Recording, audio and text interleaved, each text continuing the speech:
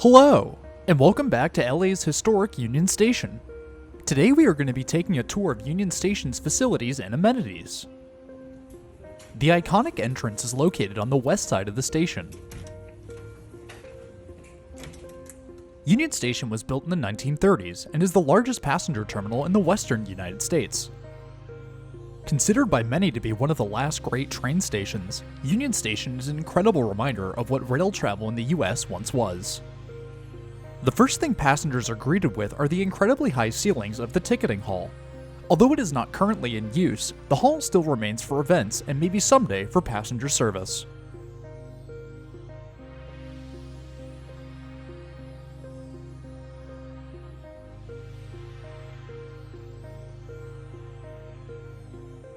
The first of the major amenities is off to the left of the main walkway, just beyond the ticketing hall.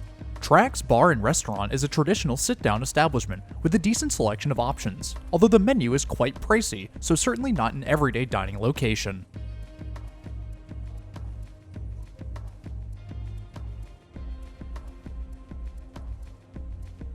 The main hall of Union Station houses a couple smaller gift shops as well as a few waiting areas for Amtrak and Metrolink passengers. What's of note here is that this area is for passengers whose trains depart within a 2-hour period, so don't expect to stay here for longer than that. Form gives way to function a little as we enter the main concourse. Here passengers can do everything from buy tickets to rent a car, all in one place. We'll start our tour of the main concourse by turning left out of the main hall. One of the things I appreciate about Union Station is the very clear signage. The majority of signs around the station are either backlit or LED, allowing for them to be easily seen from a distance. Metrolink's service desk is just around the corner, although it doesn't appear to have anyone manning it. There is also a Subway over here, one of the few fast food options around the station.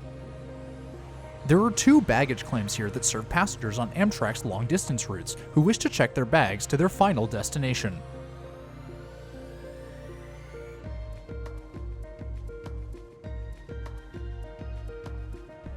Moving on to more food and drink options, there is a Starbucks and a Wetzel Pretzel near the west entrance to the Metro Red and Purple Line subways.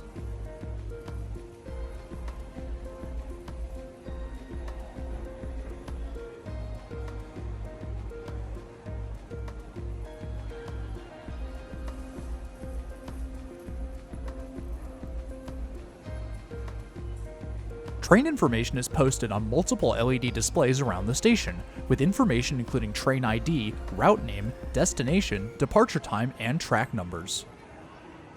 One of the cool things I noticed while making my way around the station are these posted signs for NaviLens Go, an app that aids the visually impaired with navigation around the station. Moving on to the other side of the main concourse, passengers can find Trimana, a small convenience store with snacks, drinks, and travel essentials, which serves an excellent last-minute stop to pick up anything before departing. Beyond that is the Amtrak ticketing desk. Passengers have the option here to buy tickets from either the ticket kiosks or from the service desk.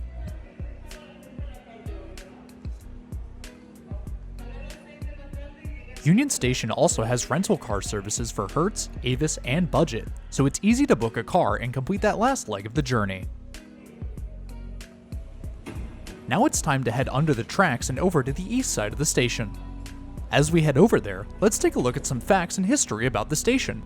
Union Station was built in the 1930s as a consolidated station for the Union Pacific, Santa Fe, and Southern Pacific Railroad. Although the prime of American rail travel has passed, Union Station still serves as the West Coast's largest passenger rail terminal and serves almost 110,000 passengers daily.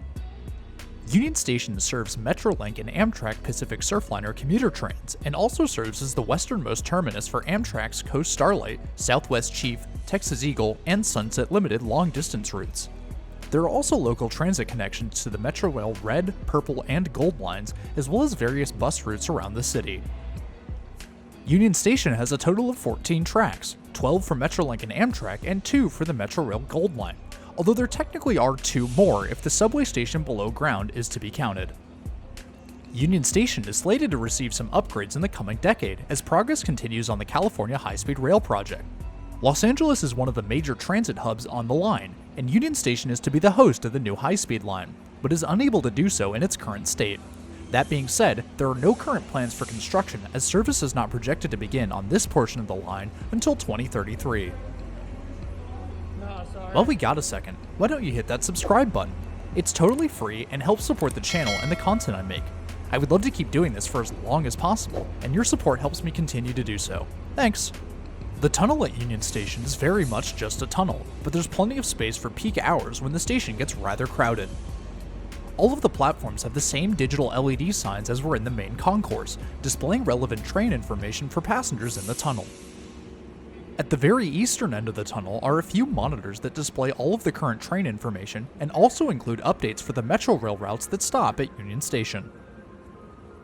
The East Concourse is a much smaller space than the Grand West side of the station, but it still certainly holds its own against other stations across the US. The architecture here is rather different, straying away from the traditional Spanish mission style to a more modern approach with a high domed ceiling. Metro's customer service desk is located here, as well as another entrance to the subway station below.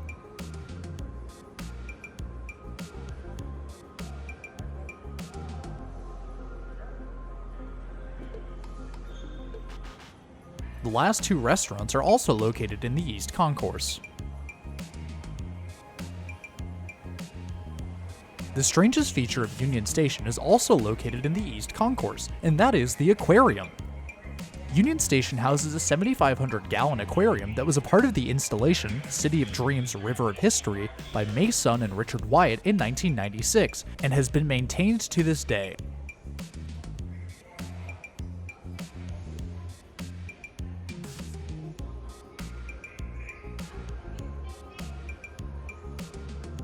Upstairs and outside is the Patsayores Transit Plaza, which connects passengers with the various bus routes across the city, including the local Metro bus, as well as the LAX Flyaway service, which takes passengers directly to LAX from Union Station.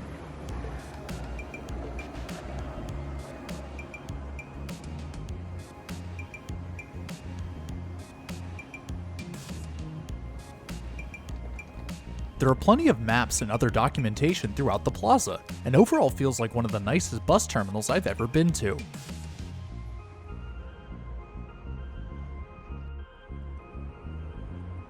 The Metro Silver Line rapid bus service also stops at Union Station, although it does require that passengers walk a bit to get to the actual station. Walking back inside, it's finally time to head up onto the platforms.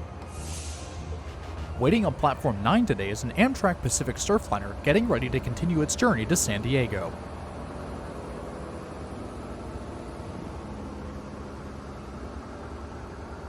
And that ends our tour of Union Station. My time at the station was rather limited, so I understand that there was some stuff around the station that I did not have the chance to cover, so feel free to leave your additions in the comments below. If you're new around here, please hit that subscribe button. It's totally free and it really helps support the channel. If you like the video, please drop it a like. It helps the algorithm push my content to more awesome people like you. But anyways, that's all I have for today. Thanks for joining me, and I'll see you in the next one.